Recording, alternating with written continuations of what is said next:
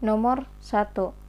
Jumlah penulis pembantu dalam pembuatan karya tulis atau karya ilmiah bidang wasdalpek paling banyak terdiri dari A. 1 orang, B. 2 orang, C. 3 orang, D. 4 orang, E. 5 orang.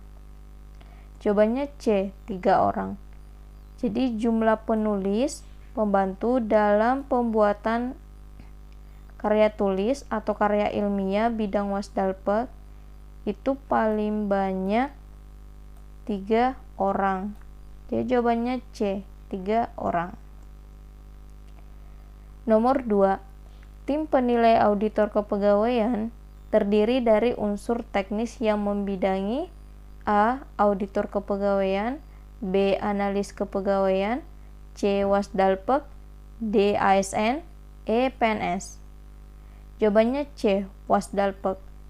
Jadi ini ada di pasal 24, tim penilai auditor kepegawaian terdiri dari unsur teknis yang membidangi wasdalpek. Jadi jawabannya C. Wasdalpek. Nah ini ada lanjutannya. Tim penilai auditor kepegawaian terdiri dari unsur teknis yang membidangi wasdalpek, kemudian unsur kepegawaian dan pejabat fungsional auditor kepegawaian. Nomor 3. Susunan keanggotaan tim penilai auditor kepegawaian terdiri dari anggota paling kurang A. 1 orang, B. 2 orang, C. 3 orang, D. 4 orang, E. 5 orang. Jawabannya D. 4 orang. Jadi dalam susunan keanggotaan tim penilai auditor kepegawaian itu terdiri dari seorang ketua merangkap anggota dari unsur teknis, seorang wakil ketua merangkap anggota, seorang sekretaris merangkap anggota dari unsur kepegawaian, dan anggota paling kurang 4 orang. Jadi anggotanya itu paling kurang 4 orang. Jawabannya D. 4 orang. Nomor 4. Dalam susunan keanggotaan tim penilai auditor kepegawaian, seorang sekretaris harus berasal dari A. BPK, B. BKD, C. KPK, D. KASN, E. BKN. Jawabannya B. BKD. Nah, BKD ini adalah Badan Kepegawaian Daerah. Jadi seorang sekretaris ya dalam tim penilai auditor kepegawaian harus berasal dari Biro Kepegawaian atau Badan Kepegawaian Daerah. Jadi jawabannya B. Nomor 5.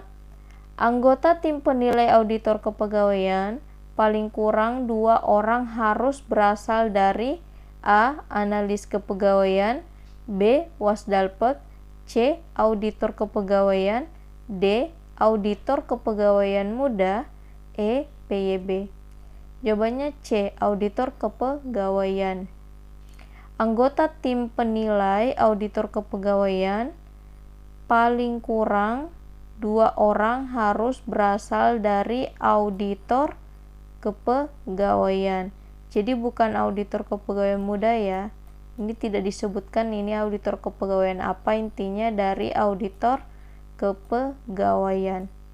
Jadi jawabannya C. Auditor kepegawaian. Nomor 6.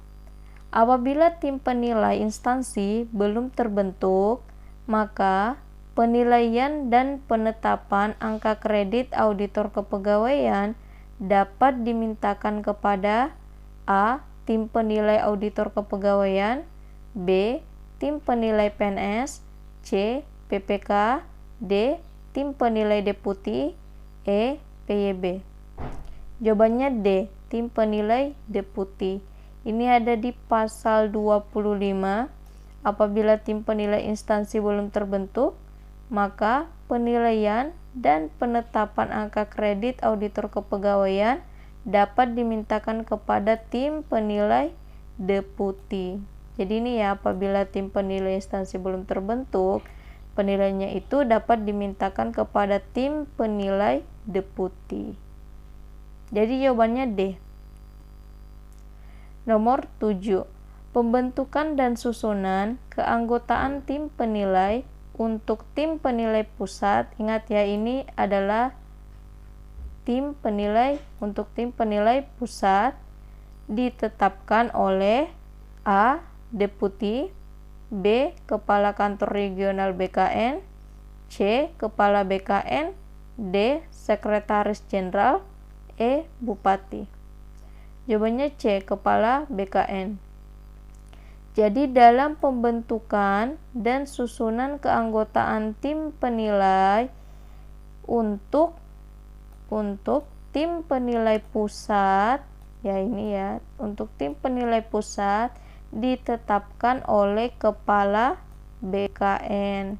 Jadi ditetapkan oleh kepala BKN ya, atau pejabat yang ditunjuk paling rendah eselon 1 yang secara fungsional bertanggung jawab di bidang Wasdalpe. Jadi jawabannya C. Kepala BKN. Nomor 8. Masa jabatan anggota tim penilai adalah A. 1 tahun, B. 3 tahun, C. 5 tahun, D. 7 tahun, E. 9 tahun. Jawabannya B. 3 tahun. Jadi dalam pasal 26, masa jabatan anggota tim penilai, ini ya, masa jabatan anggota tim penilai adalah 3 tahun. Dan dapat diangkat kembali untuk masa jabatan berikutnya. Jadi jawabannya B. 3 tahun. Nomor 9.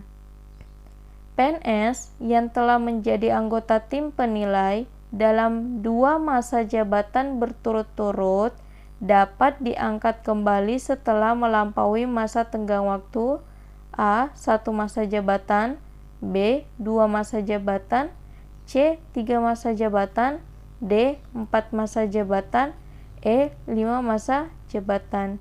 Jawabannya A. 1 masa jabatan. PNS yang telah menjadi tim penilai dalam 2 masa jabatan berturut-turut dapat diangkat kembali setelah melampaui masa tenggang waktu 1 masa jabatan. Jadi 1 masa jabatan ya. Jawabannya A. Nomor 10. Tata kerja tim penilai jabatan fungsional auditor kepegawaian dan tata cara penilaian angka kredit auditor kepegawaian ditetapkan oleh A. Kepala instansi, B. Kepala BKN, C. PPK, D. PYB, E. Ketua tim penilai. Ini ada di pasal 27 ya. Nah, tata kerja tim penilai jabatan fungsional auditor kepegawaian dan tata cara penilaian angka kredit auditor kepegawaian ditetapkan oleh Kepala BKN. Jadi jawabannya B. Kepala BKN selaku pimpinan instansi pembina jabatan fungsional auditor kepegawaian.